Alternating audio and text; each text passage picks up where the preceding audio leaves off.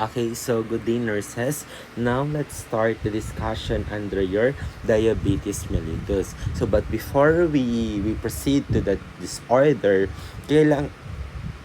kailangan muna nating balikan yung ating anatomy and physiology ng pancreas nyo para mas mabilis na lang or mas madali na lang natin maintindihan kung bakit ba lumalabas yung mga manifestations or signs and symptoms sa patient natin na may diabetes mellitus. Okay, so pag sinabi nating pancreas, meron siyang dalawang function. We have your endocrine and your exocrine function. Pag sinabi nating exocrine function, they produces digestive enzyme.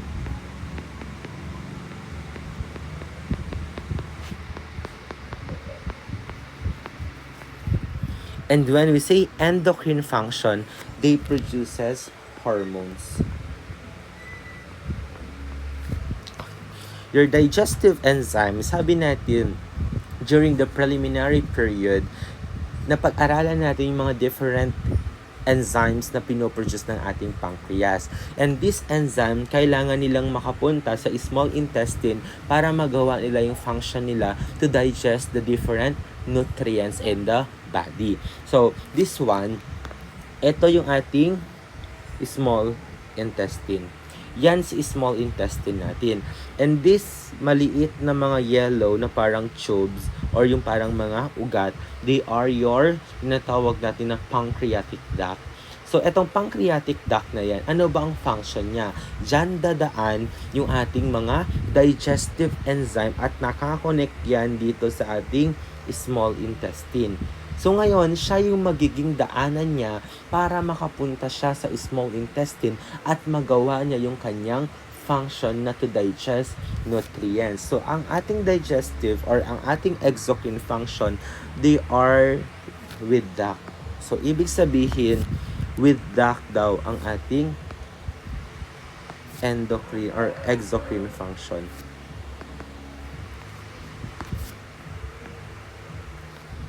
With duct. So, pag once naman na sinabi nating endocrine function, dahil hormones ang pinoproduce niya, hindi niya na kailangan ng pathway, hindi niya na kailangan ng daanan. Why? Because direct siyang na-absorb sa ating blood vessel. So, pag nag-produce si pancreas mo ng hormones, diretso na yan sa circulation natin papunta sa target organ niya. So, ibig sabihin, your endocrine function ay ductless.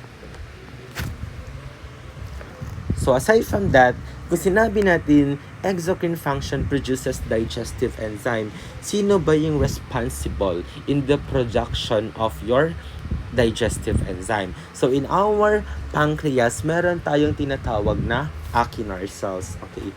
In your pancreas, meron tayong tinatawag na acinar cells. Si acinar cells natin, yan yung responsible in the production of digestive enzyme. So, si acinar cells, siya yung nagproduce ng digestive enzyme. Okay, ano ba yung tatlong pinoproduce ng ating acinar cells? First, meron tayong amylase. Next, we have your lipase. And lastly, we have your protease. Si amylase natin, responsible in the digestion of your carbohydrates. Your lipase is responsible in the production of your fats or your lipid. And lastly, your protease is responsible in the production or in the digestion of protein. Next natin, we have your hormones. Si hormones natin, that is produced by the endocrine function. So, sino ba ang responsible in the production of hormone? So, in our pancreas, meron tayong tinatawag na islets of your Langerhans.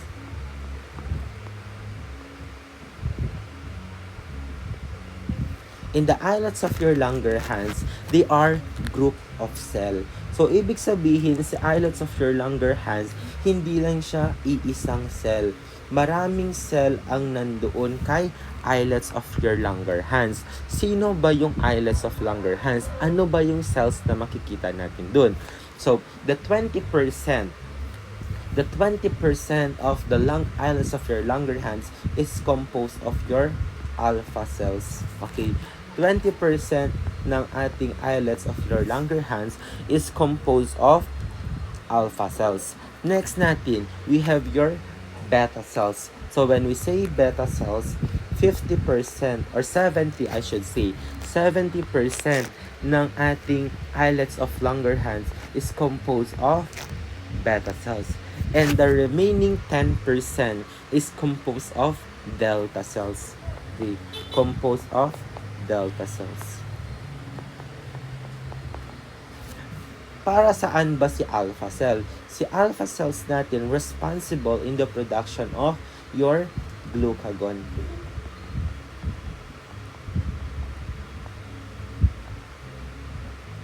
Para saan si glucagon? Si glucagon, it increases the blood sugar level.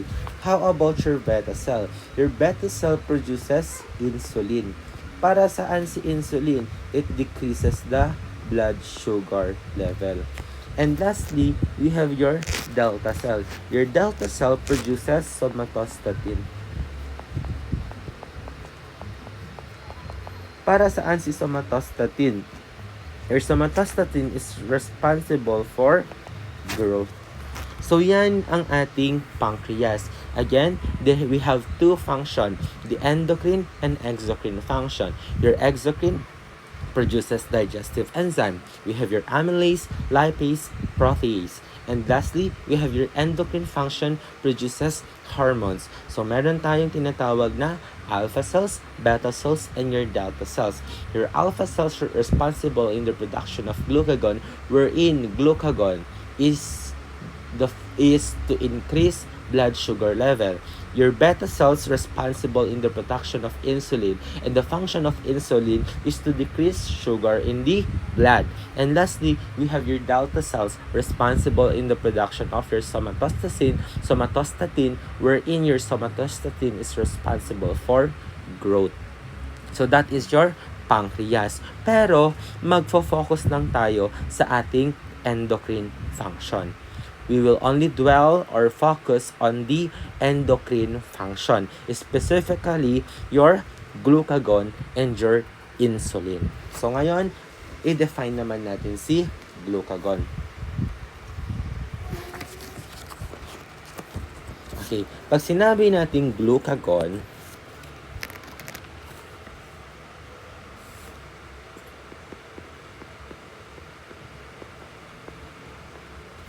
okay, your glucagon is responsible to increase sugar in the body. So ngayon, pinapa-increase siya daw yung sugar sa body natin. So paano ba nangyayari yun? So mamaya, pag-iano natin. Responsible for the increased sugar in the body. Next natin, we have your insulin. Okay. Your insulin, para saan ba si insulin? First, ang function ng insulin is to transport sugar. Transport sugar to the cell. And your, tinatawag natin, aside from that, hindi lang yan. Si insulin din natin, siya ang nag-inhibits the conversion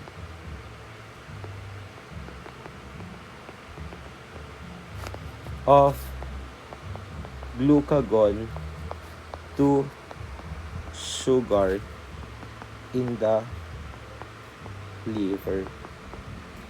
So siya yung nag-i-inhibit, siya yung nagpapa-stop sa conversion ng glucagon into sugar. So ganito kasi yan. Puntahan natin yung basic pathophysiology natin regarding the glucagon and your insulin. So, drawing tayo. Yan.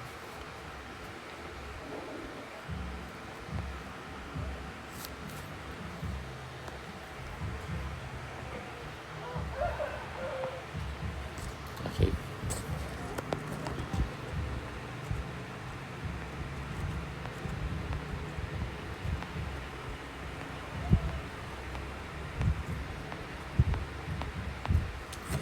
So class, This one is your cell. Okay? That is cell.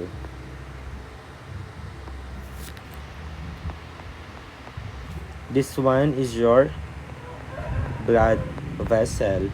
And this one is your sugar. So, paano ba nangyayari yan? Puntahan muna natin. For example, kumain ka. Pagkain mo, kumain ka ng carbohydrates. Yung carbohydrates na yan will turn into sugar. At yung sugar na yan, kailangan niyang makapasok sa cell natin para magkaroon ng energy yung cell natin. So, sa madaling salita, ang sugar ay kailangan ng cell. Ang sugar ay pagkain ng cell. Kung walang sugar, wala siyang energy. Bakit? 'Di ba nung sa ating thyroid, 'di ba sa thyroid natin, yung cellular metabolism na tinatawag natin, kailangan makapasok ni cell sa loob ng or kailangan makapasok ni sugar sa loob ng cell mo para magkaroon ng byproduct na ATP, heat, and water. So ngayon, papasok si sugar sa loob ng cell mo. Paano ba makakapasok si sugar sa loob ng cell mo? Kakailanganin niya daw muna ng insulin. That's why the first function is to transport sugar into the cell. Para makapasok ang insulin natin or para makapasok si sugar sa loob ng cell mo, kailangan niya ng insulin. So, ibig sabihin, si insulin ang susi niya para makapasok siya sa loob ng cell mo. So, ngayon, pag once na nakapasok, for example, pumasok na daw yung sugar sa loob ng cell mo. O, pumasok na yung sugar. Anong nangyari sa sugar sa loob ng blood vessel? Diba? Bumaba. So, ibig sabihin, hindi tayo magkakaroon ng hyperglycemia once na okay ang insulin mo. May enough production ng insulin at gumagana ang insulin. So yan yung ating mechanism or yun yung mechanism of action ng insulin natin. Si insulin, kailangan siya ng sugar para makapasok si sugar sa loob ng cell mo. So kung walang sugar, kung walang insulin, hindi makakapasok si sugar sa loob ng cell mo. Ulitin natin, doon naman tayo sa glucagon. Anong function ni glucagon? Sabi natin, it increases sugar. How? Kunyari, kumain ka ng carbohydrates. Okay. Kumain ka ng carbs. Yung carbohydrates na to, may total of 200 mg ng sugar. Ang kailangan lang ng katawan mo is 100 mg. Okay. So, ulitin natin. Kakain ka ng carbohydrates. Sabihin natin kumain ka ng tinapay. Yung tinapay na yun, composed of 200 mg of sugar. Ang kailangan lang ng katawan mo is 100 mg. So, ibig sabihin, yung carbohydrates na yan, ang gagawin niya ay matuturn siya into sugar. Matuturn siya into sugar. Kaso, ang problema natin, 100 lang yung kailangan natin. So, ibig sabihin, may sobra pa tayo na 100 mg. Etong 100 mg na yan, matuturn siya. So, ang 100 mg na yan will turn. Gagawin ng ating katawan, gagawin niya itong glycogen. Kapag once na naging glycogen na siya, yung glycogen mo, i-store yan sa liver and muscle. I-store yan sa liver and muscle mo. So, bakit kailangan magkaroon ng storage of sugar? Bakit kailangan ma-turn siya into glycogen? So, ganito kasi yan, class. Kailangan si glycogen. Bakit? For example, ikaw ay nasa school. Last intake mo ng food, it's 6 a.m. Pumasok ka ngayon 7:30. Hanggang 10:30 yung class mo sa akin. So ngayon, alas 9 pa lang, gutom ka na. Pero kapag nagkaroon na ng or kapag na-dismiss na kayo ng 10:30, hindi mo na feel yung gutom. Bakit? Kasi ginamit ng katawan mo si glycogen. Ginamit ng katawan mo si glycogen. So, anong nangyayari? Ganito kasi yan, class. For example, decrease ang sugar sa katawan. Decrease ang sugar sa katawan. Anong gagawin ni what they call this one? Anong gagawin ng katawan natin? Ngayon, yung cell natin magsisignal yan. Magsisignal yan na mababa na yung blood sugar level. Kaya anong gagawin ni katawan? Yung katawan mo will stimulate the liver. Bakit? Ulitin ko. Maya, hindi pala muna tayo sa liver. So again, mababa yung sugar. Pag mababa yung sugar, madidetect ng katawan natin yan. So anong gagawin ng katawan natin kapag mababa yung sugar? Magsisignal siya kay pancreas. Magsisignal siya kay pancreas. Anong gagawin niya kay pancreas? Your pancreas produces glucagon. Okay, magproduce siya ng glucagon. Yung glucagon na yan will stimulate your liver. Bakit? Para ilabas niya si glycogen. Para ilabas niya si glycogen. Pag nailabas si glycogen, your glycogen will turn into sugar. Kaya nga, tataas ulit yung sugar level mo. That's why, ang ating glucagon, it increases sugar. Kaya na-resolve yung problema mo. Ulitin ko, pag mababa ang sugar sa ating katawan, ang gagawin ng katawan natin, sisignal niya yung pancreas mo na maglabas ng glucagon. And yung glucagon natin will stimulate the liver. Liver, yung na-store sa'yo na glycogen, gawin mo na siyang sugar kasi kailangan na siya ng katawan. So ngayon, your liver, ilalabas niya si glycogen at i-convert niya into sugar. So ito yung tinatawag natin na glycogenesis. Okay? Ito yung tinatawag natin na glycogenesis. The conversion of your glycogen into sugar. So yan yung function ng ating glucagon. Paano naman si insulin? For example, mataas ang sugar level. Okay, mataas ang sugar level. Increase sugar level in the body. Anong gagawin niya? I-stimulate niya si pancreas natin. Stimulate your pancreas and your pancreas will release insulin. Okay, maglalabas siya ngayon ng insulin. At si insulin, ang gagawin niya, 'di ba? Hahatiin niya dalawa yung ating function ng insulin. Okay, yung first natin, anong gagawin? Si insulin, papasukin niya si sugar sa loob ng cell mo. Your insulin, papapasukin niya yung sugar sa loob ng cell mo. Kaya ano nangyari pag pumasok yung sugar sa loob ng cell mo? Magdi-decrease yung sugar. Aside from that, kapag sobra yung sugar natin sa ating katawan, anong gagawin niya? Si insulin will stimulate your liver. Okay?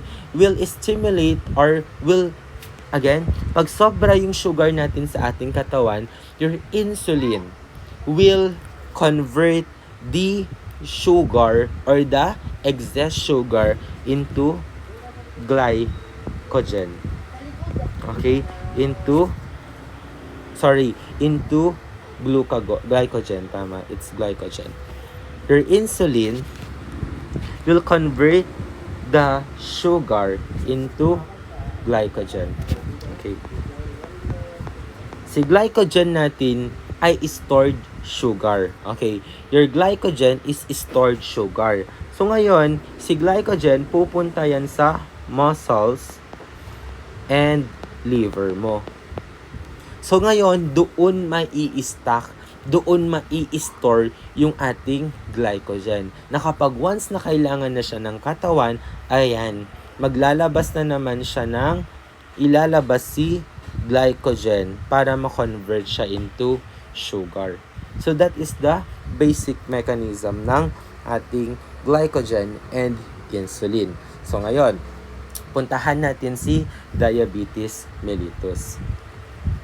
Okay. puntahan natin si DM. Si DM natin, meron tayong tinatawag na primary and your secondary DM. Si primary natin, meron tayong type 1 and your type 2 DM. Your secondary, meron tayong tinatawag na gestational diabetes mellitus and your Cushing. So, puntahan muna natin si primary before tayo magpunta kay secondary. So, si primary, meron tayong, wait, gitna na lang natin siya.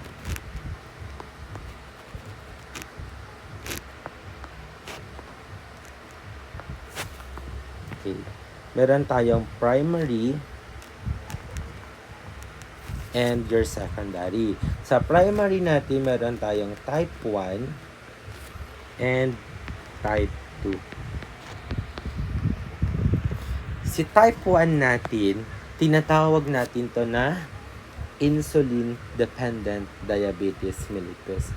Okay, before, tinatawag natin siyang insulin-dependent diabetes mellitus. And your type 2, tinatawag natin siyang non-insulin dependent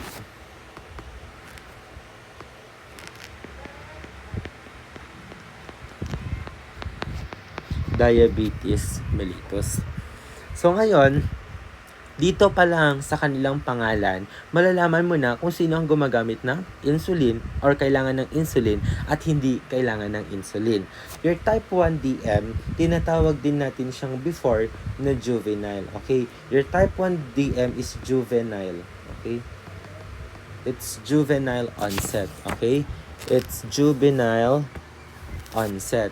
Ang ating type 1 DM is juvenile onset. Pag sinabi nating juvenile onset, nung bata mo pa lang, doon mo na siya, or kapag bata, doon siya nag-occur. Usually, sa mga bata siya nag-occur or sakit siya ng bata. It's your juvenile onset. Okay? Wait lang.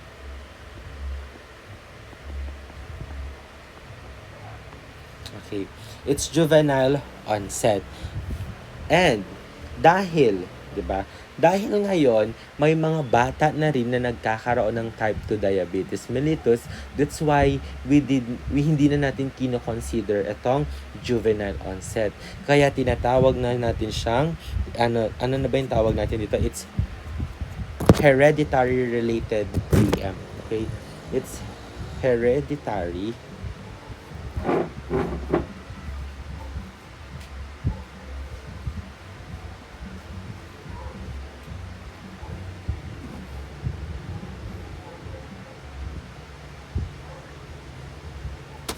Okay, ang tawag na natin kay type 1 ngayon ay hereditary related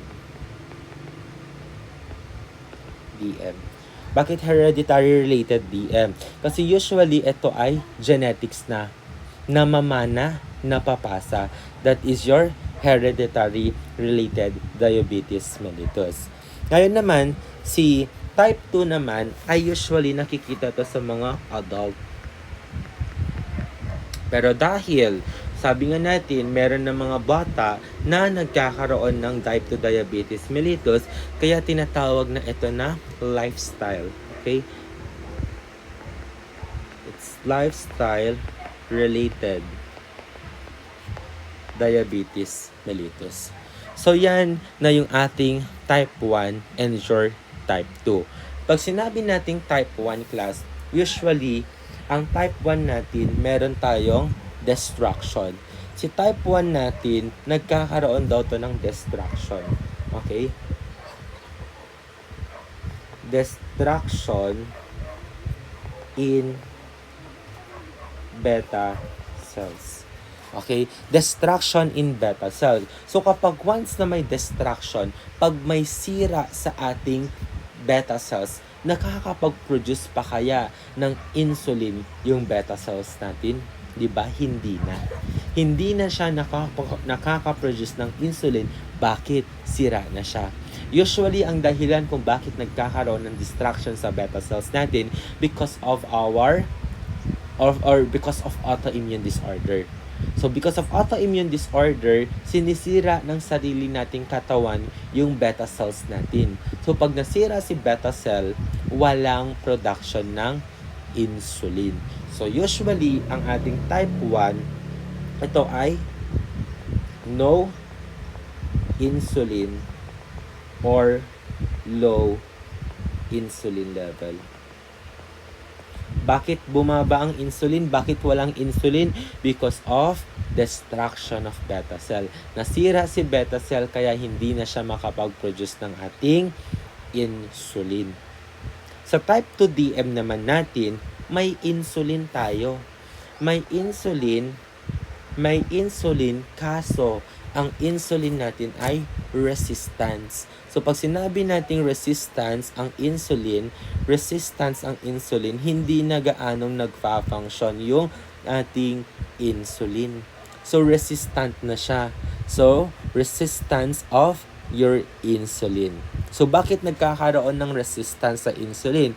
Because nababalutan na siya ng fats. So, masyado na sigurong mataba, kaya hindi na nagte-take effect yung ating insulin. So, resistant to, okay, it's insulin. It should be insulin resistance. Insulin resistance. Okay, so yan yung dahilan. Resistance na sa insulin, ibig sabihin may insulin ka pero hindi nagte-take effect. Bakit? Because of your obesity. Because of obesity, kaya nagkakaroon na ng resistance sa insulin. Walang sira yung beta cell mo, pero hindi nagte-take effect. So, kung hindi sira si beta cell, may insulin production, meron. Pero ang problema, resistance. Hindi na siya nagte-take effect. So, paano ba nangyayari? Okay, puntahan natin. Balikan natin yung pathophysiology natin or yung anatomy natin ng ating blood vessel, si cell, at ito yung sugar.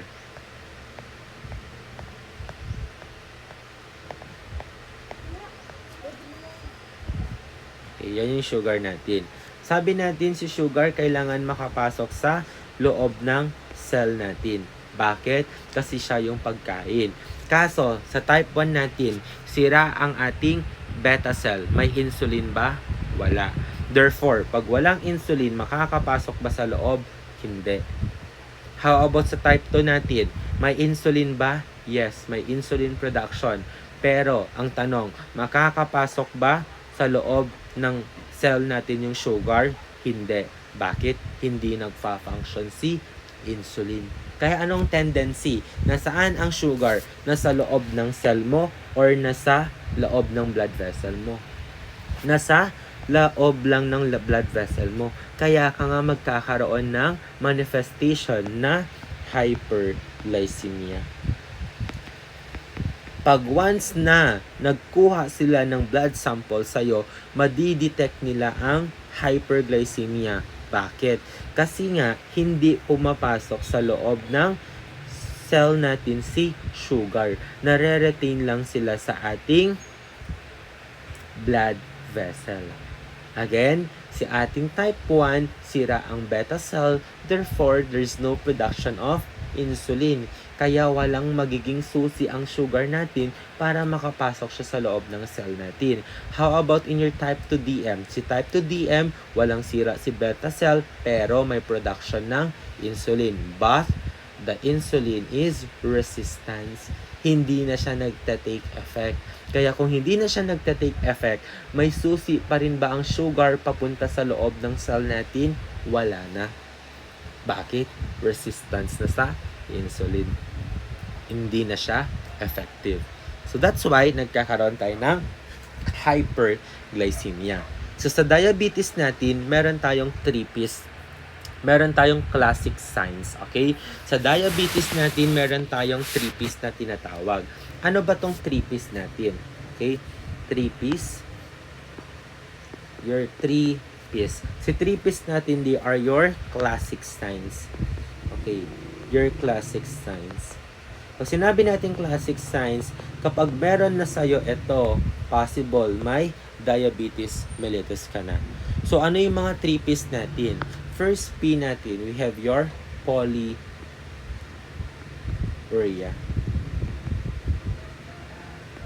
Next, we have your polydipsia. And next, we have your polyphagia. So, among those 3Ps, pag tinanong kayo, sino ang first na magmamanifest? Polyuria, polydipsia, or polyphagia? So, tignan natin yung pathophysio natin para mas maintindihan natin kung bakit or kung sino yung unang magmamanifest. Si polyuria ba, polydipsia ba, or your polyphagia? Okay, balikan natin.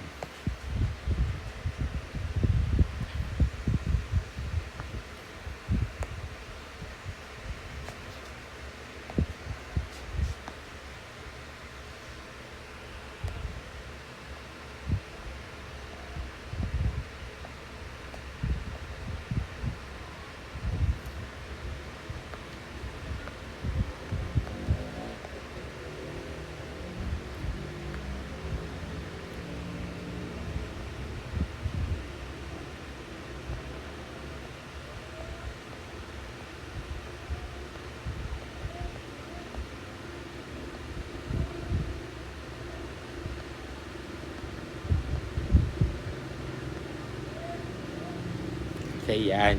So, ngayon, ito si cell, si blood vessel, and your sugar. So, ngayon, sabi natin, sa ating beta cell, sa ating type 1, may beta cells walang beta cell. Kung walang beta cell, walang production ng insulin, therefore, hindi makakapasok si insulin sa loob ng cell mo. So, anong mangyayari? Mataas ang blood sugar saan? Sa cell or sa blood vessel? In your blood vessel. How about in type 2? May beta cells ba? Meron. Pero, nagproduce pa siya ng insulin? Yes, it produces insulin, but your insulin nagfa-function ba? Hindi. Kaya ano nangyayari? Nakakapasok ba yung sugar sa loob ng cell? Hindi. Kaya saan mataas ang sugar? Sa loob ng cell or sa loob ng blood vessel? Sa loob ng blood vessel. So ngayon, pag masyadong mataas ang ating blood sugar level, ang nangyayari kasi ay nagkakaroon ng viscous, di ba? Malapot ang blood sugar, or what I mean, malapot ang blood natin kapag ito ay mataas ang blood glucose level. So nagkakaroon ng viscosity. Lumalapot siya. So kapag once na lumapot siya, di ba? Mabilis or mabagal ba ang flow ng dugo kapag malapot? Di ba? Usually, ito ay mabagal. So kung mabagal ang flow ng dugo, anong mangyayari sa blood supply natin sa organs natin? Bababa ba or tataas kapag mabagal ang flow ng dugo? 'Di ba? Mabagal ang flow ng dugo, therefore mabagal din ang daloy, mabagal din yung supply ng oxygen papunta sa mga organs natin. So usually kasi kapag ganun yung nangyayari, magkakaroon ng problema. Remember, meron tayong major organs. So, yung major organs natin, sila talaga yung nangangailangan ng blood supply. Sila talaga yung nangangailangan ng oxygen supply. Na kapag once na nagkaroon ng deprivation sa kanila, magkakaroon ng dysfunction. Hindi magfa-function yung mga organ na yun. Ano yung mga organ na yun? First natin, we have your brain. Okay? Your brain. 20% ng dugo natin pupunta yan sa brain natin. Second, your heart. 20% din ng dugo natin pupunta yan sa heart. Ano pa? Next natin, we have your kidney. 20% ng dugo pupunta rin yan sa kidney. And next, we have your GI. Okay? Your GI. Your GI, 20% ng dugo pupunta dyan. And the remaining 20% ng blood pupunta yan sa remaining part ng ating katawan. So ngayon, pag once na mataas ang sugar level, viscous ba ang blood? Yes, malapot siya. Kung malapot, dahan-dahan ba ang blood flow? Yes, dahan-dahan ang blood flow. Pag dahan-dahan ang blood flow, increase ba ang blood supply or magdi-decrease? Magdi-decrease ang blood supply. Therefore, pag nag-decrease ang blood supply, decrease din ang blood supply kanino? Decrease ang blood supply natin kay brain, heart, kidney, and GI. Kaya ka ngayon magkakaroon ng problema. So ngayon, pag once na viscous yung blood, dahil decrease ang blood supply kay kidney, si kidney mo, anong gagawin niya? Magkakaroon tayo ng osmosis. Okay? Pag nag-decrease ang blood flow kay kidney, your kidney will activate osmosis. Ano yung osmosis natin? From a lower concentration to higher concentration. Sabi natin si osmosis, movement of water from a low concentration to higher concentration. Again, pag sinabi nating osmosis, movement of water from lower concentration to higher concentration. Movement of water lang yan. So ngayon, magkakaroon ng osmosis. So again, ano ang osmosis? Movement of water from a lower concentration to higher concentration. Balik tayo kay cell and blood vessel.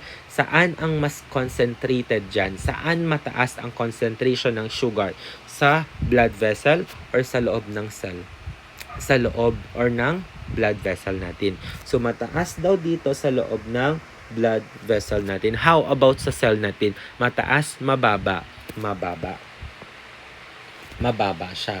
So ngayon, sabi natin osmosis, activation of movement of water from lower concentration to higher concentration. Therefore, paano ang movement ng tubig palabas ng cell papunta sa blood vessel? Kaya pag once na yung tubig napunta sa loob ng blood vessel natin, mawawalan ng tubig ang ating cell. Kaya ka nga magkakaroon ng cellular dehydration.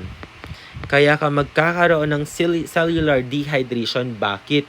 Hinigop ng blood vessel mo yung tubig sa loob ng cell mo. Kaya ka magkakaroon ng cellular dehydration. Saan na napunta yung tubig? Sa blood vessel.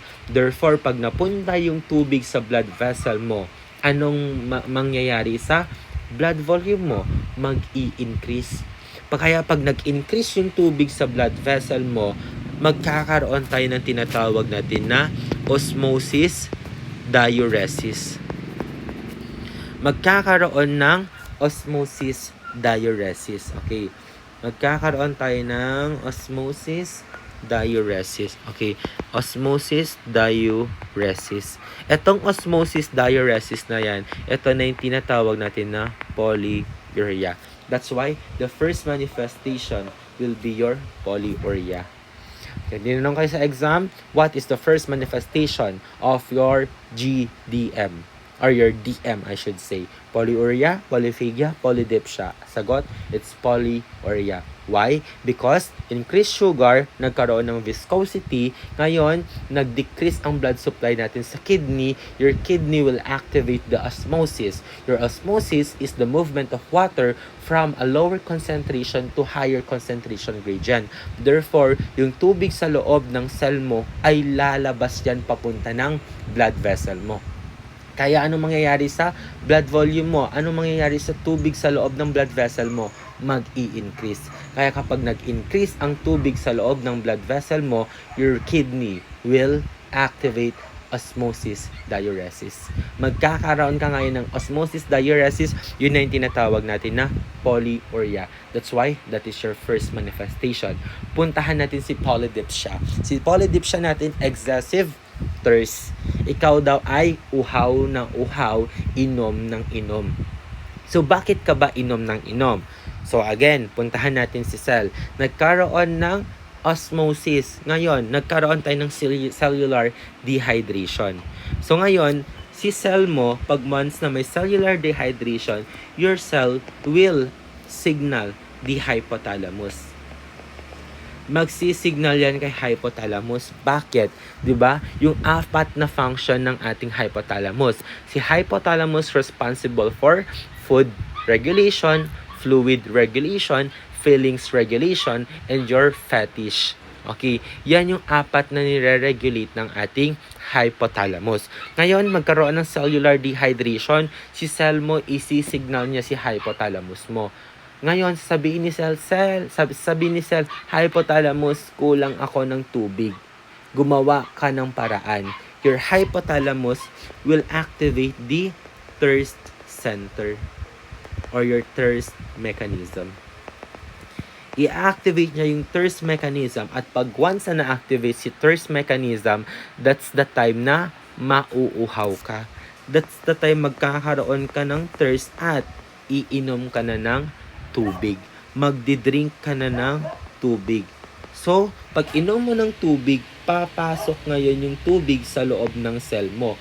Kaso ang problema natin, mataas pa rin ba ang blood glucose level?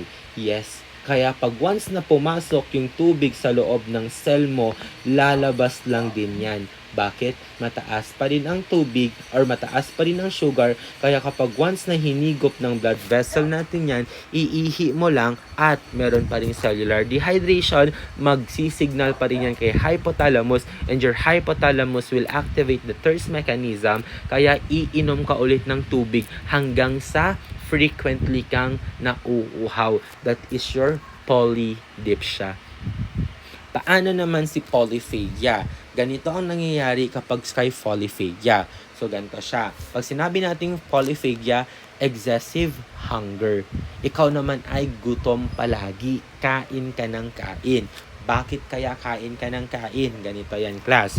Again, mataas ang concentration ng sugar natin. Ang tanong, nakakapasok ba yung sugar sa loob ng cell?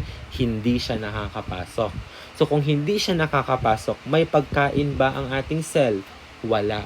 Magugutom ba si cell? Yes, magugutom siya.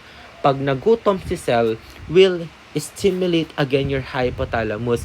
Hypothalamus, kulang na ako ng sugar, nang hihina na ako. And your hypothalamus will activate the hunger mechanism. Kaya ka ngayon magugutom. Ngayon, kumain ka. O ngayon, pinakain ka. Mag-i-increase ulit yung sugar level mo. Kaso ang problema, makakapasok ba yung sugar sa loob ng cell? Hindi pa rin. Kaya your cell will activate the hypothalamus and your hypothalamus will activate the hunger mechanism kaya kakain ulit. Ngayon, kumain ka, nag-increase ang blood sugar level. Kaso ang problema, nakakapasok ba si blood sugar?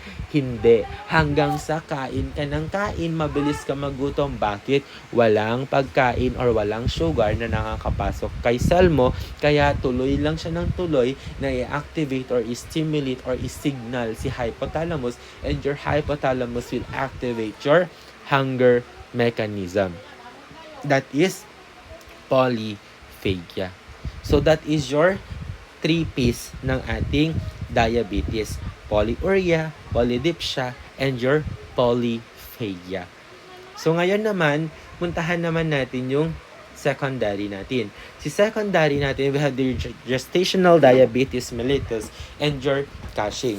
So bakit yung GDM kaya? Bakit nagkakaroon kaya ng GDM? So pag sinabi natin GDM, gestational diabetes mellitus, ibig sabihin, during pregnancy ka lang nagkakaroon ng diabetes. So kapag once na nanganak ka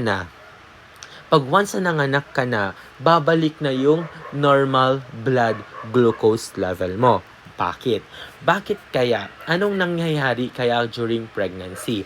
So, during pregnancy, specifically kapag ikaw ay nasa nasa first trimester, third month of pregnancy.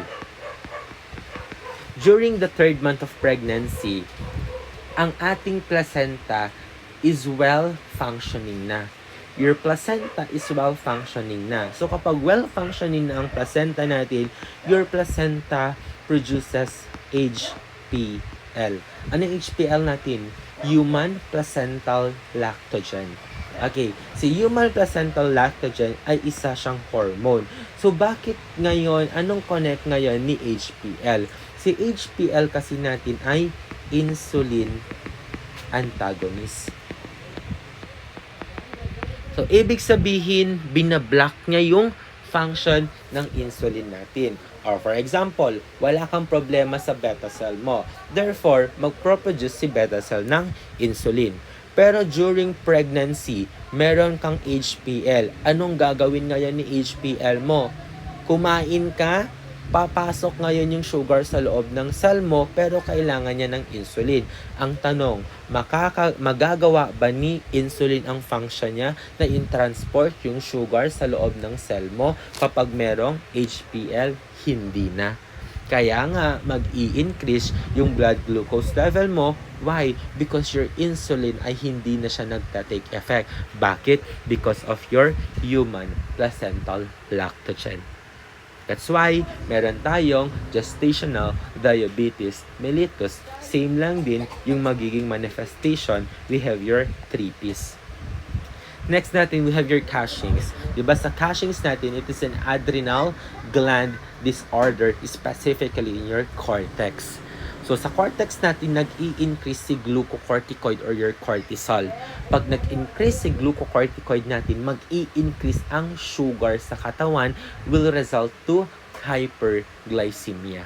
Wala kang problema sa insulin, pero masyadong mataas ang blood sugar level mo, that can lead to 3Ps.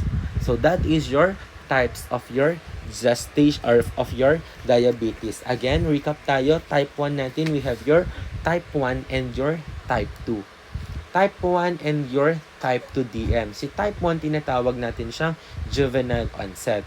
Pero, ngayon, ang tawag na sa kanya, it's hereditary related diabetes mellitus. Bakit hereditary? Dahil ito ay namamana. How about your type 2 DM? Your type 2 DM, siya ay non-insulin dependent diabetes mellitus. Ito ay usually nakikita sa mga adult. Pero ngayon, dahil may mga 10 years old na nagkakaroon ng TM, hindi na siya tinatawag na, ang tawag na sa kanya ngayon ay lifestyle-related diabetes mellitus. So, dito pa lang, alam mo na sa type 1 na ang kailangan niya ay insulin. Sa type 2, ang kailangan natin dyan hindi na insulin. Bakit? May enough insulin tayo. That's why we will administer OHA or your oral hypoglycemic agent. So, yun yung mga OHA natin. So, ngayon naman, punta tayo sa mga tinatawag nating complications ng DM natin. So, sa complication, your complication. First natin, we have your type 1. Sa type 1 natin, ang complication natin dyan is your DKA or your diabetic ketoacidosis. How about sa type 2 natin? Sa type 2 natin, we have your HHNS. Okay? Your HHNS.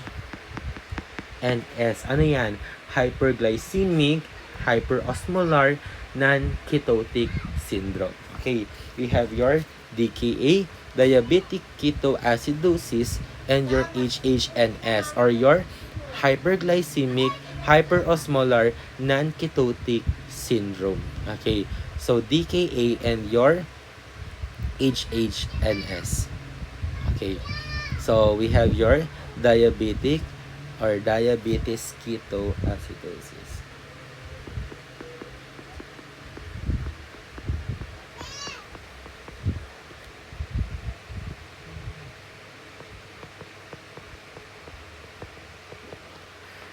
Your hyperglycemic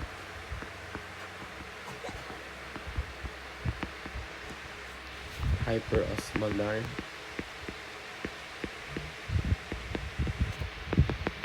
non-ketotic syndrome. Okay, that is your complication of your type 1 and type 2. Ano ba si diabetic ketoacidosis natin? So, ganito lang nangyayari sa DKA natin. So, sa DKA kasi natin, ang nangyayari, di ba, puntahan natin ulit si cell. Si cell and your blood vessel. Okay?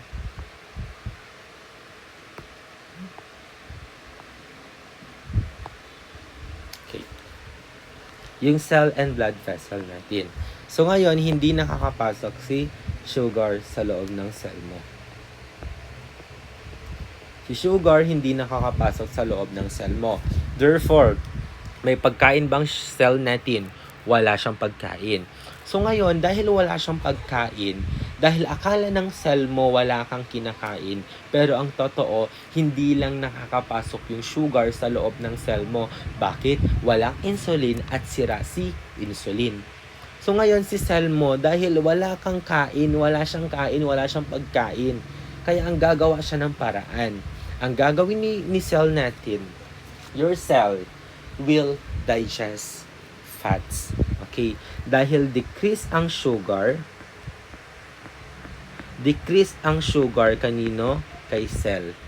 Ang gagawin ni cell mo, cell will digest fats. Okay?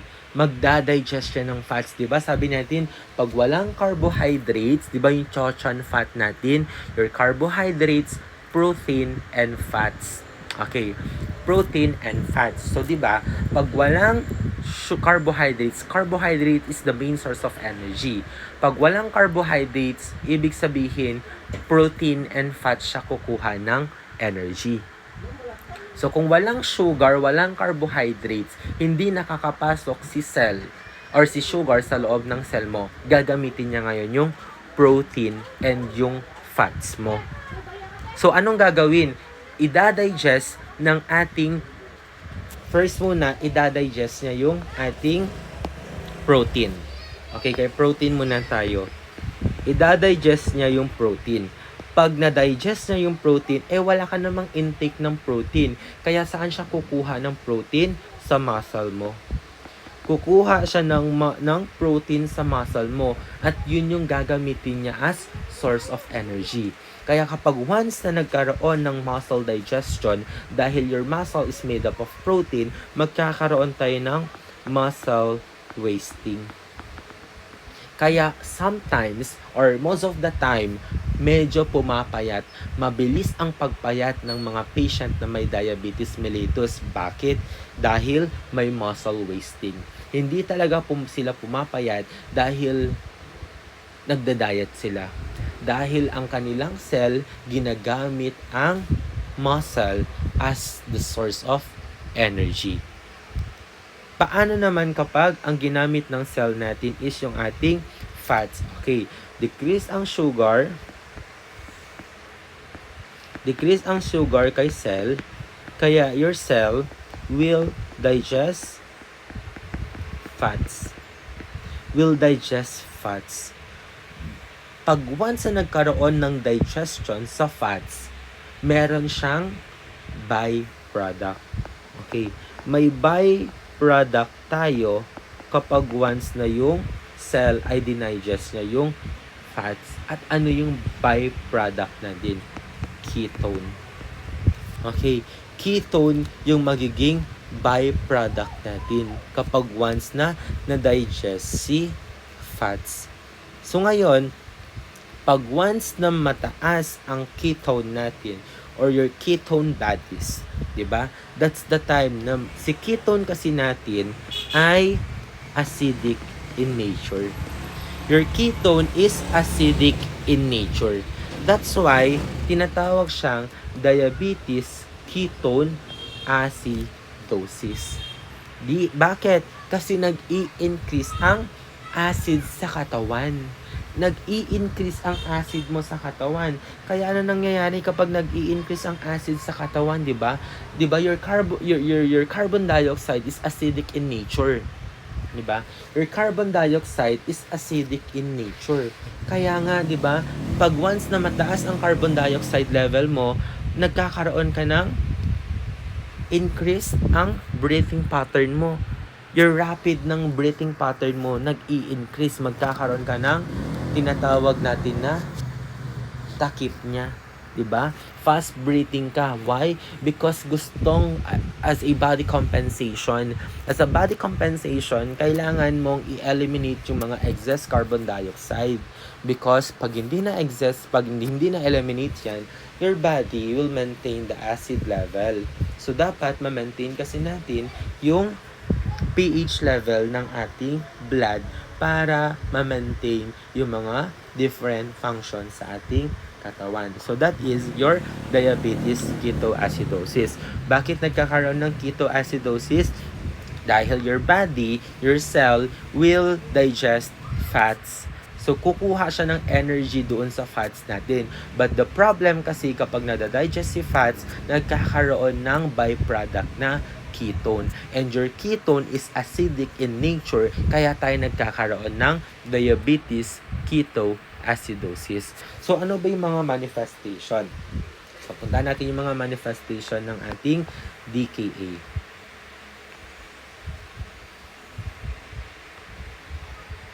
Okay. Your DKA, ano ba yung mga manifestation niya? First natin, magkakaroon daw ng abdominal pain. Second one, weak and steady pulse.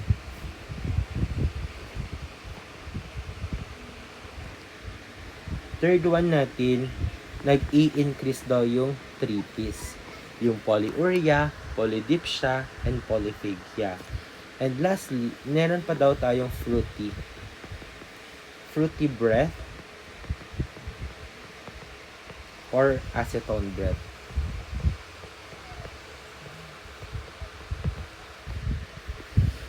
Next, decrease daw or altered level of consciousness. And then, nagkakaroon tayo ng cosmos. Cosmos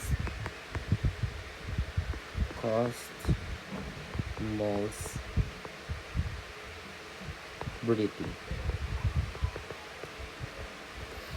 Paano ba tong cosmos breathing natin? Yung cosmos breathing natin, yan yung mabilis daw yung kanyang paghinga. So, bakit nagkakaroon ng fast breathing? Para it's a body compensation. Para ma-maintain yung acid balance sa katawan. Next, nagkakaroon ng altered level of consciousness. Why? Because your ketones, mapupunta yan sa brain natin. And your ketone is acidic in nature. Pag napunta sa brain yan, sisirain niya yung brain tissues mo. Kaya that can lead to coma. Kaya magkakaroon ka ng altered level of consciousness. And then, dahil increase ang ating ketones sa ating katawan, magkakaroon daw yan ng fruity breath odor or your acetone breath na tinatawag.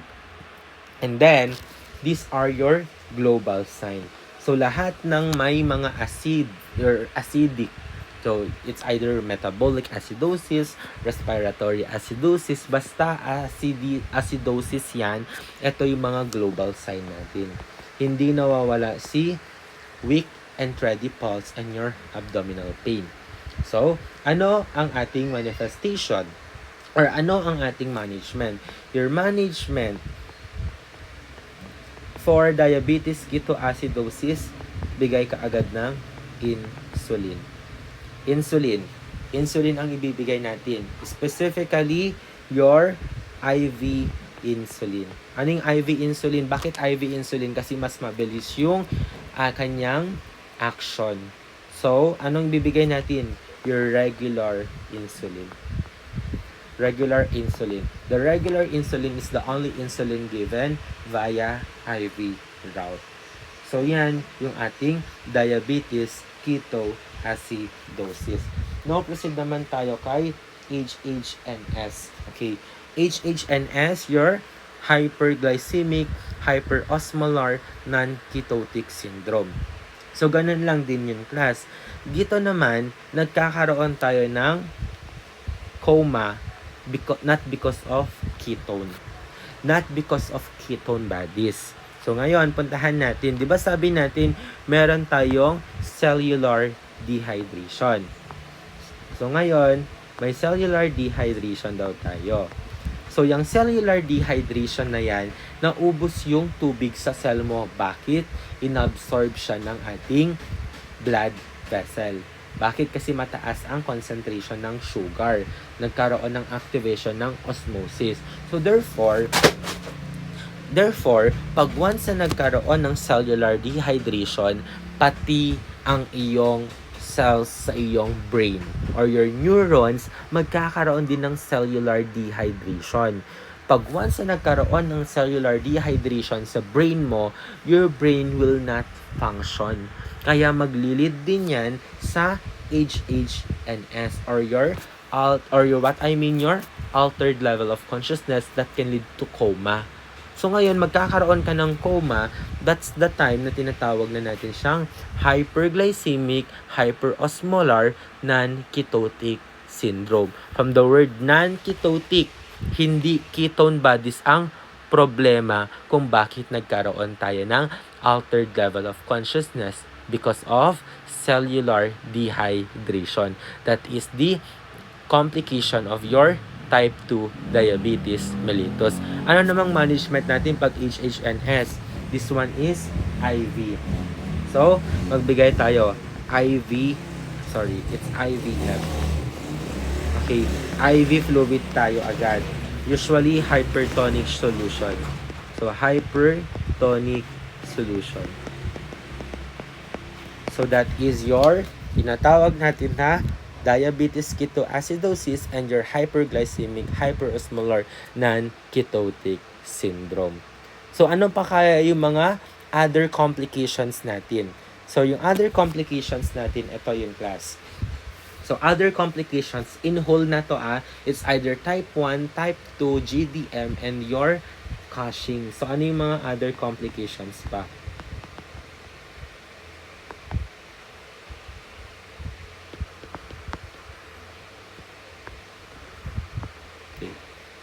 Complication. First natin, syempre, lahat ay nagkakaroon ng hypertension. Yan. Pag once na may DM na yan, dahil viscous ang blood, ayan, mag-i-increase ang pressure as a body compensation. Kaya magkakaroon tayo ng hypertension. Remember, decrease ang perfusion sa mga major organs natin. That's why we'll activate the renin-angiotensin-aldosterone system. So, si renin-angiotensin-aldosterone system, pag na-activate yan, magkakaroon ng vasoconstriction. So, pag nagkaroon ng vasoconstriction, mag-i-increase ang pressure. And aside from that, kapag once na na-activate si RAAS natin, will increases the blood volume. Increased blood volume equals to increased blood pressure, therefore, may hypertension si pasyente. So, ito na talaga yung mga complications ng DM hanggang mapunta sa heart problem.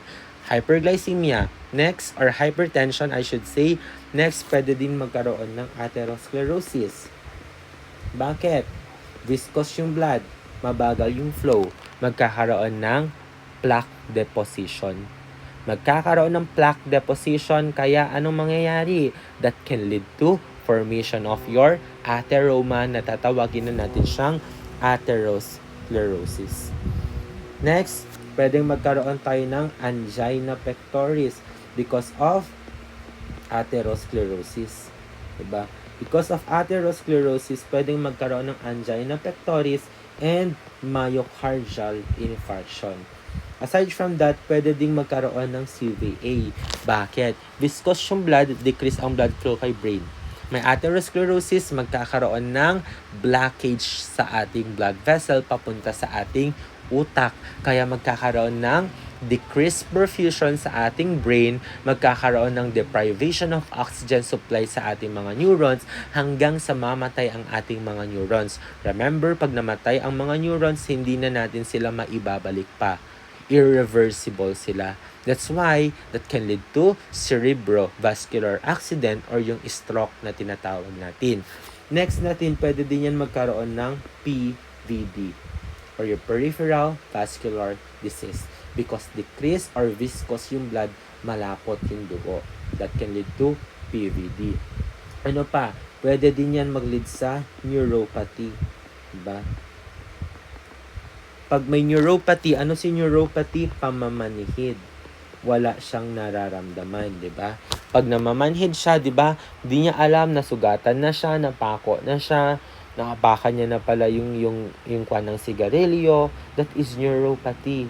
Nawawalan na ng malay or ramdam, hindi niya nararamdaman yung mga sakit sana all, 'di ba? It's neuropathy. So, yung neuropathy natin, pwede yang mag-lead sa tinatawag natin na foot ulcer. Si neuropathy pwedeng mag-lead dyan sa foot ulcer. Diba? Pag nasugatan, dahil decrease ang blood flow, diba? Remember, para magkaroon ng fast healing, kailangan niya ng enough oxygen supply and enough nutrients. So, kapag once na mabagal yung flow ng dugo, madami bang oxygen at nutrients ang napupunta doon sa may site or location ng may injury, di ba? Konti lang. Kaya matagal ang healing. Pag matagal ang healing dahil may open wound, pwede yang bahayan ng bakterya. At pag nabahayan niya ng bakterya, magkakaroon tayo ng infection. So magkakaroon tayo ng infection, okay? Magkakaroon ng infection. Kaya, maglilid dyan sa foot ulcer hanggang mag-gangrene siya, maputulan siya, or pwede ding maglid dyan sa septicemia. And next natin is, we have your nephropathy. Okay? Diba? Meron tayong PVD, meron din tayong nephropathy. Pag sinabi nating nephropathy, ano to? Kidney failure. Diba? Decrease ang perfusion kay kidney, kaya si kidney mo masisira dahil hindi enough ang oxygen supply, kaya mag-lead siya nephropathy. Next natin, pwede ding retinopathy. It's retinopathy. Pag sinabi nating retinopathy, ito naman yung sa mata. From the word retina. O, pag nasira si retina, maglilid dyan sa total blindness. Mabubulag ka, di ba? According to WHO, that retinopathy or diabetes mellitus is the one leading causes of blindness because of retinopathy. Pero ngayon, may update na sila, hindi na diabetes ang dahilan kung bakit nagkakaroon ng total blindness because of the misuse of contact lenses. That is the number one cause kung bakit nagkakaroon ngayon ng total blindness because of your misuse of contact lenses. And next natin, 'di ba? Sa boys, 'di ba, ang dahilan kung bakit nagkakaroon ng erection, o the penile erection because of blood flow, 'di ba? 6 to 7 times na ganun kadami ang blood flow sa penis ng lalaki kapag once na nag-erect sila. So, paano na lang kapag may diabetes mellitus? Magkakaroon pa ba ng increased blood supply doon sa penis? Hindi na. Kaya magkakaroon sila ng impotence. Yun yung tinatawag natin na diabetic impotence. Mahihirapan na silang tayuan or tigasan because of decreased blood flow or because of viscous, di ba? Malapot yung blood. So that is your other complications of your diabetes mellitus. Now proceed tayo sa mga different diagnostic tests.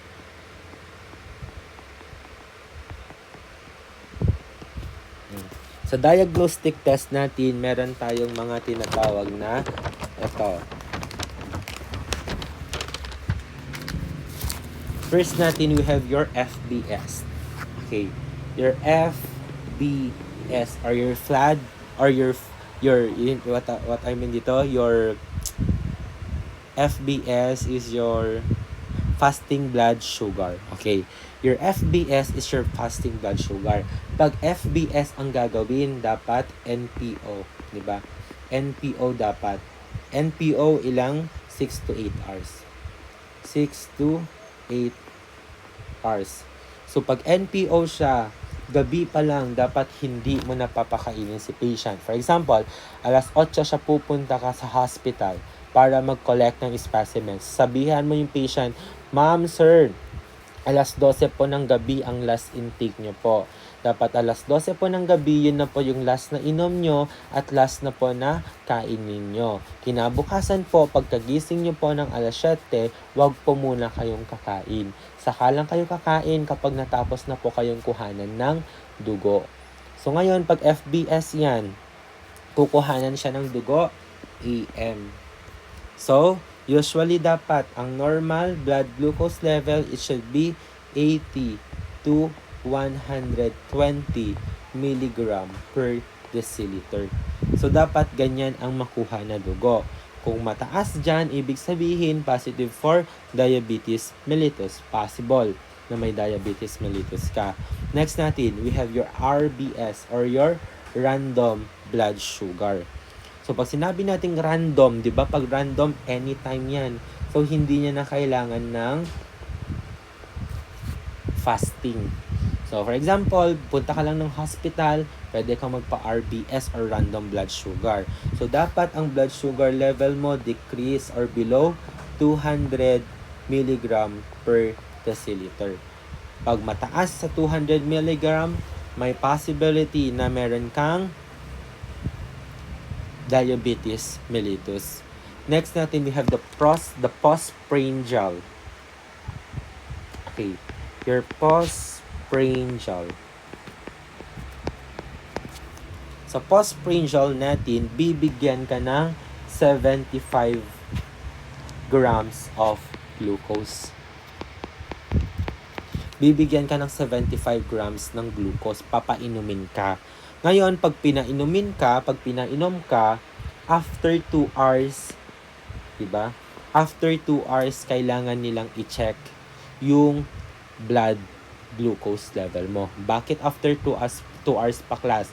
Kasi after 2 hours pa, bago pumasok yung food mo or yung sugar sa loob ng cell mo. Kaya, after 2 hours, kailangan mong bumalik kasi nga, nakapasok na dapat yung sugar sa loob ng cell mo. Kaso, pag once na mataas sa 200 mg per DL, pag mataas sa 200 mg per DL, ibig sabihin, hindi pumasok yung sugar sa loob ng cell mo. Possible na may diabetes mellitus ka. Pero kapag once na pumasok yung sugar sa loob ng cell mo at nakuha is 120, wala kang diabetes mellitus. Next natin, we have your OGTT or your oral glucose tolerance test. Okay. Your oral glucose tolerance test, ito ay may pinagsama na FBS. Okay. Parang pinagsama siyang FBS plus your postprandial. So, paano ba ginagawa to? Mag-NPO ka for 6 hours. NPO for 6 to 8 hours. Ngayon, pupunta ka dun ng AM. So, pagpunta mo ng AM doon, anong gagawin nila? Bibigyan ka ng... sorry. So, again, mag-OOGTT ka, di ba? So, FBS, it should be FBS. FBS plus postprandial test to, pag oral glucose tolerance test. Again, ulitin ko. Pag oral glucose tolerance test, para siyang pinagsamang FBS and postprandial. So, ngayon, magfa-fasting ka ng 6 to 8 hours. Pagpunta mo ng umaga doon sa health center or sa hospital, i-check nila yung blood glucose level mo. So, dapat nasa 100 or 80 to 120 mg per DL yan. So, ngayon, pag once na na-check nila, bibigyan ka nila ngayon ng 75 grams of sugar. So, papainumin ka nila ng 75 grams of sugar or glucose. Ngayon, after 2 hours, kailangan mong bumalik. After 2 hours, kailangan mong bumalik. So, i-check nila yan. So, after 2 hours, doon nilang i-check yung blood glucose level mo. Pero, hahatiin nila yan. So, dapat, di ba, for example, 8 a.m. Doon ka kinuhanan ng dugo. So ngayon, babalik ka doon ng 9 a.m. So babalik ka doon ng 9 a.m. Pagbalik mo doon ng 9 a.m., dapat after first hour, di ba? First hour. Pagbalik mo doon ng 9 a.m., dapat bumaba na sa or below 200 milligram per DL ang iyong reading. Tapos, after 1 hour ulit, during the second hour, diba? Second hour. So, bumalik ka 9 a.m., dito 10 a.m. sa second mo. Dapat yung sugar mo ay below 140 milligram per DL. Pag once na mataas, di ba? Pag once na mataas dyan, may possibility na may DM ka. So usually itong OGTT natin or your oral glucose tolerance test, usually ginagawa to sa mga buntis. So ginagawa to sa mga buntis. Okay, ulitin natin. FBS natin or your OGTT, FBS plus postprandial siya. Magpa-fasting ka ng gabi alas 12, pupunta ka sa hospital ng alas 8. Alas 8, kukuhanan ka ng dugo. After kuhanan mo ng dugo, bibigyan ka ng glucose. So ngayon, pagbigay ng glucose sa'yo, dapat after 1 hour. Alas 8 ka binigyan, alas 9, babalik ka dun para kuhanan ka ng dugo. Pagdating ng alas 9, dapat yung blood glucose level mo ay below 200 mg na. Then, after 1 hour na naman, kailangan, anong mangyayari na dun? Pagbalik mo doon, after 1 hour alas 10, ang mangyayari, dapat below 140 mg per TL na. Pag hindi, may possibility na meron kang diabetes mellitus. And, confirmatory test natin. Your confirmatory test,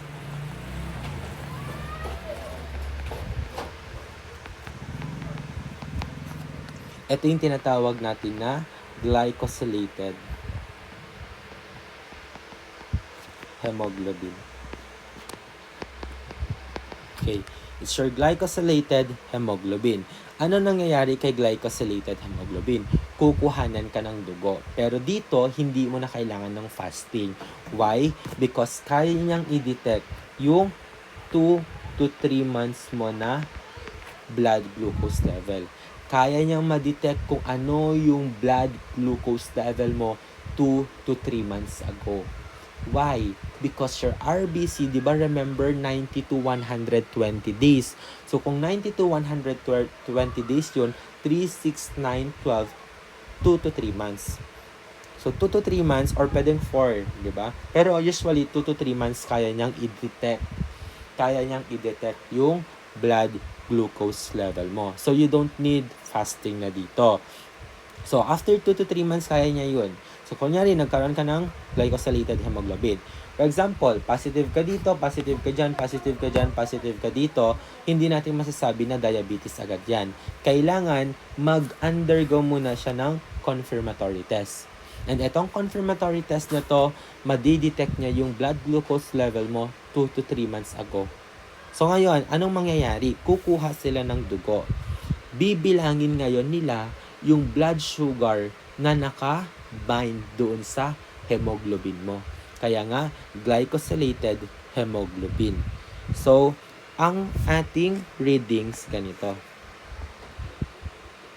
For example, pag normal yan, dapat ang readings mo ay 4 to 5.6%. So, 4 to 5.6%, ibig sabihin, normal. Paano naman kapag pre-DM? Pag pre-DM tayo, or your pre-diabetes mellitus, usually, ang reading ay 5.7 to 6.4% ang blood glucose level mo. Next natin, we have your DM. Sa DM natin, more than 6.5%. And kapag ito ay severe DM na, usually ito ay above 9%. That is your severe DM. Again, that is your confirmatory test. Ito lang ang makakapagsabi na may diabetes mellitus ka. Pag once na nag-positive ka sa FBS, again, confirmatory test.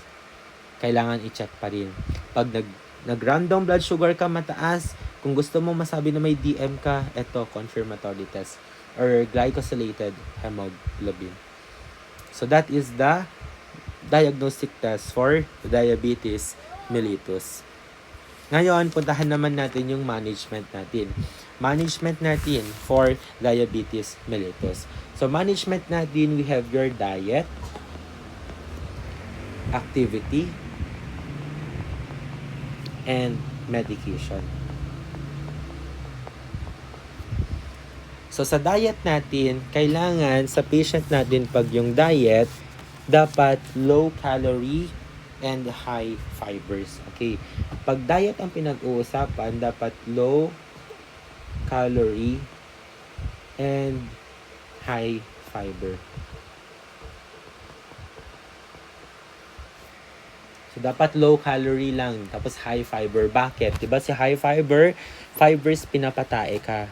So, ngayon, pag tumatae ka, may possibility kasi na sumama yung sugar doon sa tae mo. That's why, ma-eliminate yung excess sugar, pwedeng magkaroon ng hypoglycemia. Next natin, dapat prudent diet ka. So, dapat prudent diet. Pag sinabi nating prudent diet, dapat may timbang, may measurement. So, paano yung measurement niya? 50% dapat ng food mo or ng plate mo is made up of carbohydrates. Your 30% dapat ito ay protein. And your 20% ay fats. Pero hindi uso sa atin to. Bakit?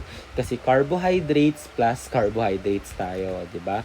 Kanin ang may kanin ka na, ang ulam mo pancit canton. So carbohydrates plus carbohydrates kaya hindi uso sa mga Pilipino to. And then next we have your caloric substitution. Caloric substitution. Pag sinabi natin caloric substitution, instead na kanin, di ba? Instead na white rice ang gamitin mo, doon ka sa kanin na mababa ang calories pero mataas ang fibers niya. Ano yun? Brown rice. O, di ba? Instead na mag-white rice ka, mag-brown rice ka. Diba? Kaso ang problema, sa Pilipinas, mahal ang brown rice. So, hindi kaya, hindi afford. Kaya ang gawin mo, mag-NFA rice ka. Para hindi fibers ang mataas, bato, di ba? Bato at saka ipa ang mataas sa ating NFA rice. Okay. Next natin, we have your activity. Si activity natin, ito yung exercise. So, bakit kailangan ng exercise? Kasi it enhances. Okay. Bakit kailangan ng exercise? Enhances the glucose uptake. Mas tumataas kasi, 'di ba? Syempre galaw ka ng galaw kaya mangangailangan si cell ng sugar. Kaya anong mangyayari dun sa excess sugar mo? Gagamitin niya ng cell mo. Kaya magdi-decrease ang blood sugar level. Aside from that, it decreases the insulin requirement.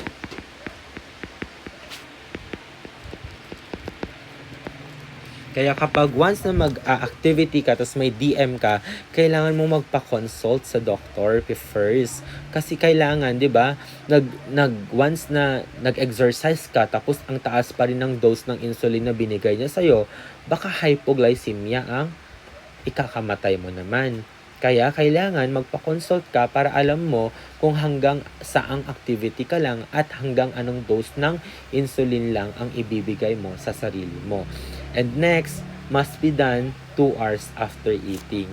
So, dapat mag-exercise ka 2 hours after eating. Bakit? Kasi 2 hours pa lang, doon pa lang papasok yung sugar sa loob ng cell mo. Next natin, we have your medication. Sa medication natin, it's only your It's only your OHA or oral hypoglycemic agent and your insulin. So, puntahan muna natin si oral hypoglycemic agent natin. Ito na lang tayo para hindi sayang. Okay. Puntahan muna natin si oral hypoglycemic agent natin. Okay. Medication. So first we have your OHA. Okay, oral hypoglycemic agent. Sino tong mga oral hypoglycemic agent natin? Yung may mga inase natin. Sino yun? First, we have your diabinase.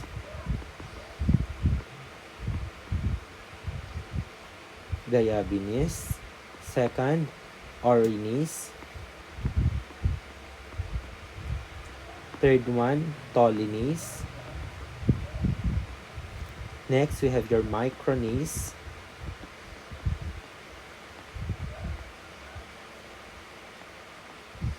And then, we have your glucotrol.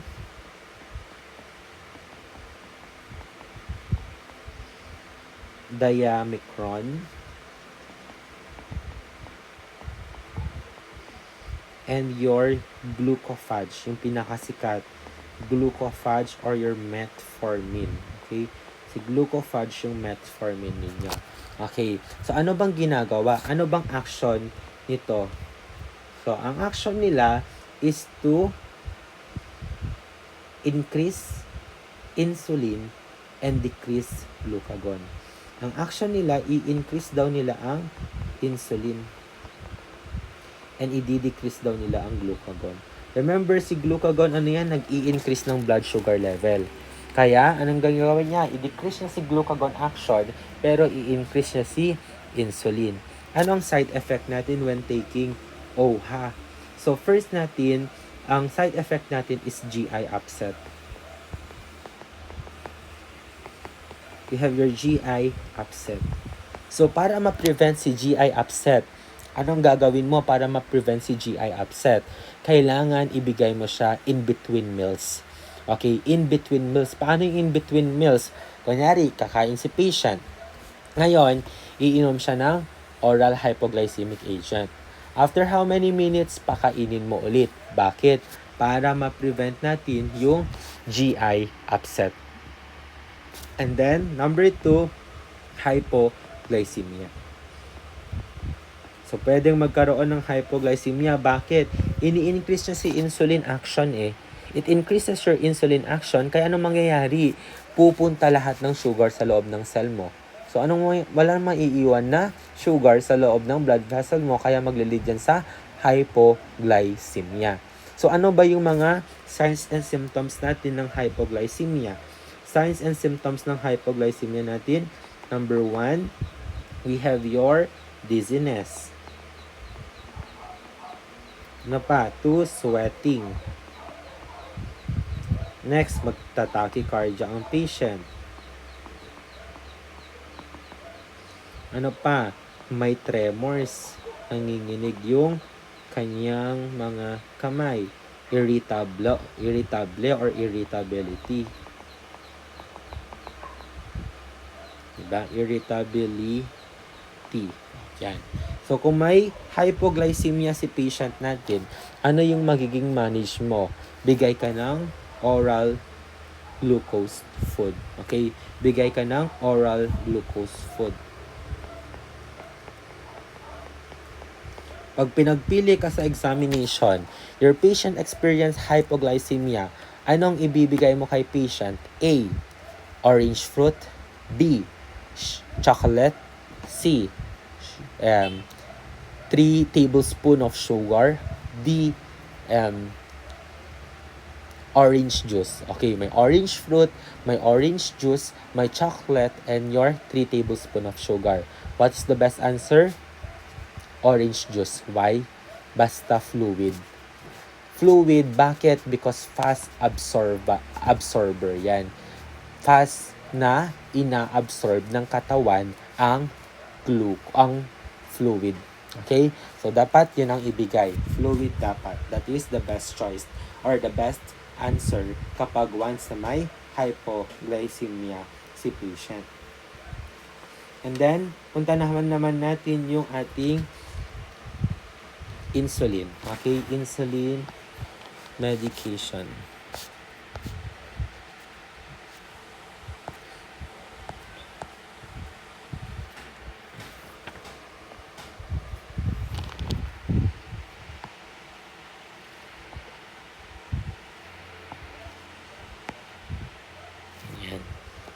So, sa insulin ninyo, to. Okay. Si insulin ninyo, meron tayong rapid acting, short acting, intermediate, and your long acting. So, meron tayo. Ito yung agent natin. Si rapid acting natin, these are the example of your rapid acting. We have your Lispro, Aspart, your glulicin. Sa short acting, example natin yung regular. This is only the given via IV route. Next natin, we have your intermediate. We have your NHPN or your neutral protamine hagedorn.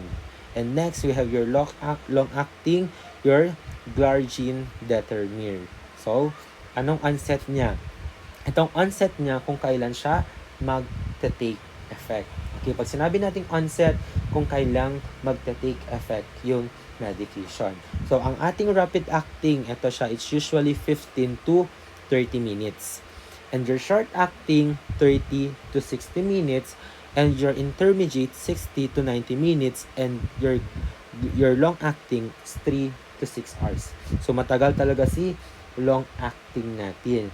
Kaya nga, ang binibigay natin, si short acting pag regular, 'di ba si regular doon sa DKA. Though ang onset niya 30 to 60 minutes, pero pwede kasi siyang ibigay via IV route. So pag IV route, mas mabilis ang absorption. And then aside from that class, etong peak, si peak yung kailangan nating bantayan. Bakit kailangan bantayan si peak? Kasi diyan magkakaroon ng hypoglycemia effect. Diyan magkakaroon ng hypoglycemia effect, kaya kailangang bantayan si client. Kailangan siyang bantayan kasi nga magkakaroon tayo ng hypoglycemia. So yan, usually ito dapat 30 to 60 minutes, peak niyan rapid. So ganun na lang, range ka na lang. And then, your short acting 2 to 3 hours, 4 to 12 hours, and no peak. So, continuous lang kasi yan. Yung duration niya, 3 to 5, 4 to 6, 24, and 24 hours. So, usually ito class, pag nagbibigay ka ng insulin, pwedeng magbigay tayo ng short acting and then rapid acting. Diba? Usually, short acting, rapid acting, pwedeng pagsabayin yan. Kasi bakit? Diba? Bakit? Kasi at least kahit papaano, mabilis siya mag-take effect, and then yung isa, 'di ba? Yung isa hanggang ano pa, dahil matagal pa yung effect niya. So, pwede pang ma-maintain natin yung normal blood glucose level. So, yan. So, si rapid acting class, lang. Si rapid acting natin,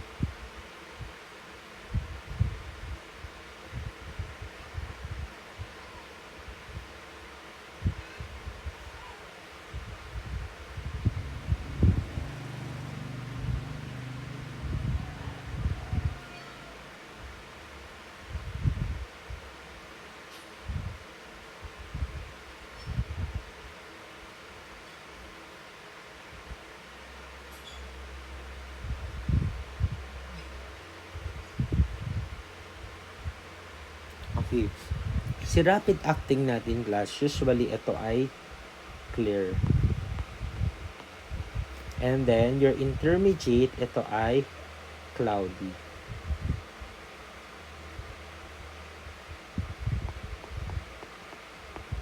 Your long acting, ito din ay cloudy. Okay, cloudy din si long acting. And your short acting, ito ay clear.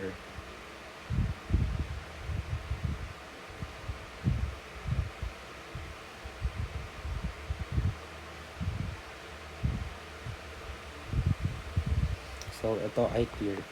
So, class, pwedeng ipagsama si clear to cloudy, clear to cloudy. Hindi pwedeng pagsabayin ang cloudy to cloudy. Okay? Hindi pwedeng pagsabayin si cloudy to cloudy. So, ganito yan, class.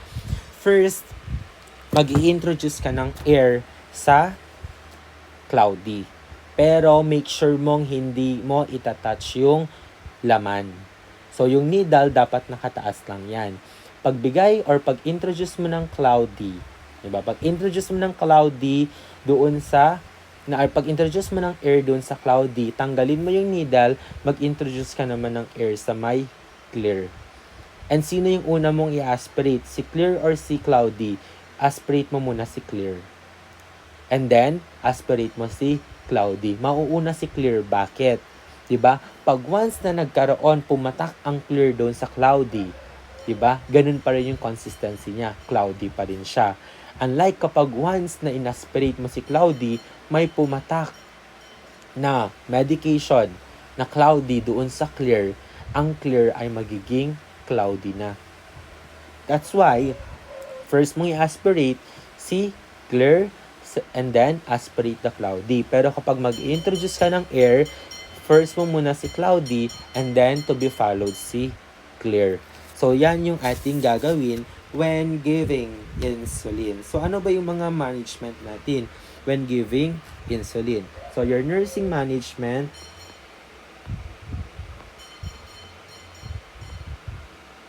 ito ay binibigay subcutaneous. Okay? Subcutaneous siya. So, dapat avoid massaging. Okay, avoid massaging. Bakit kailangang i-avoid ang massaging? Kasi pag minamassage mo yan, nagkakaroon ng rapid absorption. Pag nagkaroon ng rapid absorption, magkakaroon kasi agad ng immediate hypogly. Ito naman yung kinakatakutan natin. Hypogly agad yung pasyente mo. Okay, immediate hypogly. Next natin, i-refrigerate daw. Refrigerate unused insulin. And then, never shake. Never shake the vial. Huwag mong isi-shake yung vial. Bakit? Magkakaroon ng bubble formation. Magkakaroon ng bubbling formation yan. So, pag once na inaspirate mo, hindi na magiging accurate ngayon yung dosage mo. Why? Because full of bubbles. So, mamaya, kulang pala siya. Mamaya, sobra pala. So, never shake the vial. Anong gagawin mo? I-roll mo lang siya sa may palm mo. Doon ka lang, mag-roll ka lang. And then, prevent lipodystrophy. Paano natin mapiprevent ng lipodystrophy? Dapat room temperature siya. Given via room temp. So, paano yun? Given via room temperature. Diba, galing siya ng refrigerator. Hayaan mo muna siya. I-set aside mo muna for 30 minutes dyan sa labas. And then, pag okay na siya, that's the time na ibigay mo na. Kasi pag malamig siya, that can cause lipodystrophy. So, pag nag-lipodystrophy, hindi na magpa-function. Hindi na magte-take effect yung insulin. Next natin, dapat i-rotate mo siya. Rotate the site. Okay, rotate the site. So, kapag nagbigay ka sa may tagiliran, sa may right part mo, dapat doon ka naman sa left part. Bakit? Kasi kapag doon ka na lang lagi, that can cause lipodystrophy. So, pag nagkaroon ng lipodystrophy, yung area na yan ay hindi na siya pwedeng i-administeran ng insulin because hindi na siya mag-take effect. So, ano yung mga side effect natin when giving insulin? Side effect. Next, first we have the redness or induration. Pwedeng magkaroon ng redness or induration. Tapos, pag nagkaroon ng redness to induration, magkakaroon niya ng swelling. Pag nagkaroon ng swelling, tapos bigay ka pa rin ng bigay, pwede na yan mag-lead sa lipodystrophy. hypertrophy. Kaya anong gagawin mo? Pag once na may redness and swelling, avoid administration. Avoid administration 4 to 6 weeks. Okay? 4 to 6 weeks, wag ka muna magbibigay dun sa site na yun. And then, pwede din magkaroon ng hypoglycemia. And yung Sumogi phenomenon. Ano yung Sumogi phenomenon? Sumogi phenomenon. Si Sumogi phenomenon natin, ito yung tinatawag natin na rebound hypogly. Rebound hypogly. Ito yung nagkakaroon ng yung Sumogi phenomenon kasi, yun parang nag-insulin ka, tapos nag-heavy activity ka, di ba? Sabi natin yung activity can decreases the insulin requirement.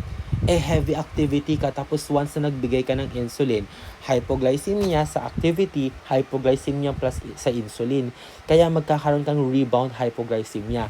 Napakababa ng blood glucose level mo. Yan yung tinatawag natin na Sumogi phenomenon. Nagkaroon ng rebound hypoglycemia. Bakit? Nag-insulin ka, tapos nag-heavy activity ka. So that is your diabetes mellitus.